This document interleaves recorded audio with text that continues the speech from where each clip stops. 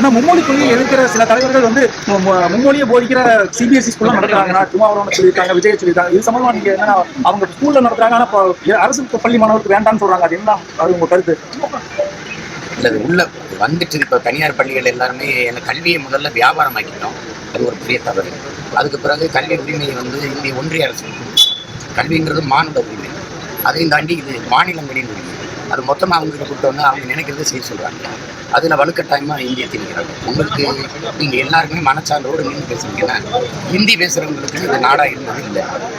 ஒரு மொழி பேசுகிற நாடாக ஒருபோதும் இருந்ததில்லை. பல மொழி பேசக்கூடிய மக்களின் நாடு அப்படிதான் இது ஒருங்கிணைக்கப்பட்டது. அப்படிங்கும்போது சின்ன சின்ன நாடுகள் எல்லாம் பல்வேறு மொழிகள் ஆட்சி மொழியாக இலங்கையில் கூட இருக்கு, சிங்கப்பூர் இருக்கு, மலேசியா இருக்கு. அது மாதிரி இங்கே இருக்கிற 22 மொழிகளையும் ஆட்சி மொழியாக்கி அந்த மொழிகளை அங்கீகரிக்கும் போது என் தாய்க்கு மரியாதை இருக்கு அப்படின்னா அந்த வீட்டில் எனக்கு ஒரு பாசம் இருக்கும், அந்த நாட்டு மேலே எனக்கு ஒரு பற்று இருக்கும். அது மாதிரி கொண்டு வரணும். இந்த மும்மொழிங்கிறதுல அது எம்மொழிங்கிற ஒரு கேள்வி வருது. அது இந்தினா ஏன் எம்மொழி இல்லைங்கிற கேள்வி வருது.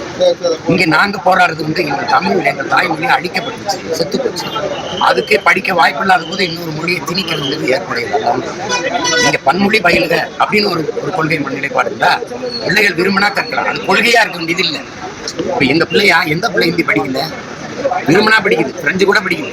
ஸ்பானிஷ் கற்றுக்க, இல்லை தெலுங்கு வேணுமா கற்றுக்க, வங்காள மொழி வேணுமா கற்றுக்க, எங்கே வேலை பார்க்க போகிறோமோ அங்கே கற்றுக்கலாம். அது ஒரு பிரச்சனை கிடையாது. இப்போ அதை விட்டுட்டு இதை கட்டாயம் படிக்கணுங்கிறத அது ஏற்புடையதல்ல. அது ஒரு தேச ஒற்றுமைக்கு, இறையாண்மைக்கு அது ஏற்பா இருக்காது. அது எதிராக திரும்ப